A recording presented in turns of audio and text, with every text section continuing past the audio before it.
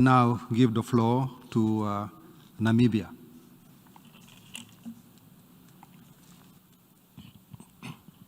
Mr. Chair, Excellencies, I wish to thank members of the committee for your continued trust and support to my delegation to serve as one of the vice presidents of the committee.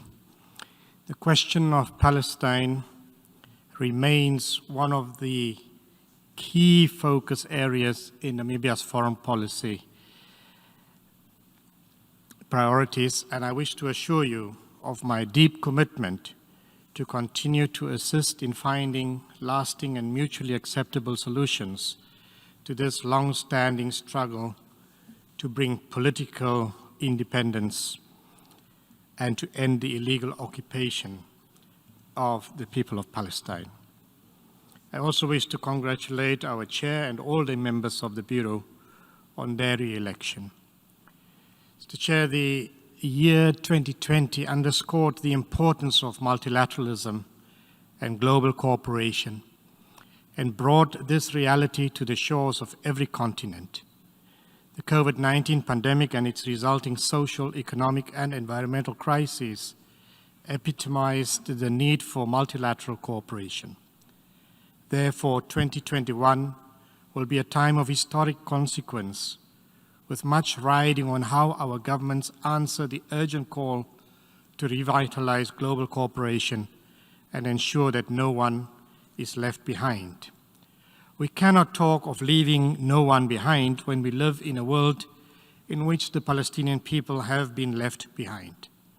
Our desire is for the people of both Israel and Palestine to live in peace and in a stable region that would ultimately enable the region to focus its energies, its resources, its talents on development and progress. We unwaveringly believe and support the UN Secretary General and the overwhelming majority of the UN member states in their conviction that there is no plan B to the two-state solution. Therefore, a political dialogue that addresses the historic injustice of occupation based on the pre-1967 borders and in accordance with international law and relevant UN resolutions is the only way to ensure peaceful relations between Israel and Palestine. No peace is achievable without renewed political process and engagement to stabilize and to heal. As members of this committee, we have been entrusted with the responsibility to assist the peoples of Israel and Palestine in resolving their differences.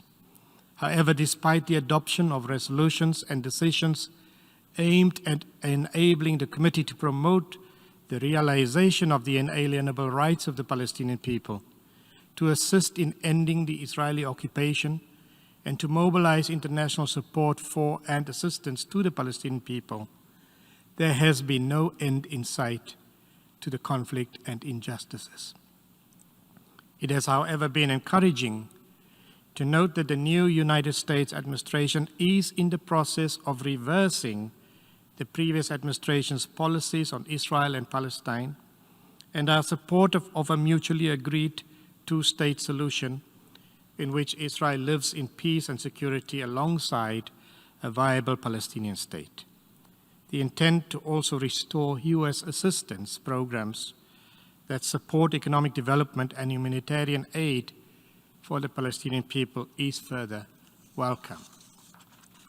Mr. Chair, I wish to, in this brief comments, conclude by reaffirming Namibia's unequivocal commitment and full solidarity with the cause of the Palestinian people to be able to exercise their inalienable right in an independent state of Palestine with East Jerusalem as its capital, and as a rightful member of the United Nations and all its specialized agencies, in order to secure its long overdue rightful place among the global community of nations. I thank you.